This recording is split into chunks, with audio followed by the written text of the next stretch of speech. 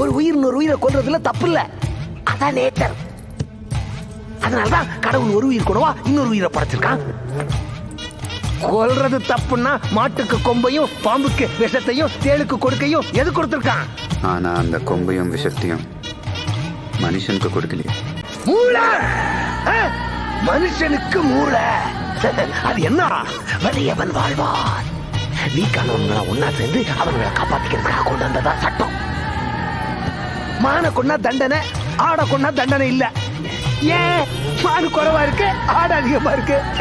அதிகமா இருக்கிறது ஆட்டோட தப்பா? இந்த உலகத்துல ஆடை விட அதிகமா மனுஷங்க இருக்கானுங்க. அவன்களை கொண்டா என்ன தப்பு?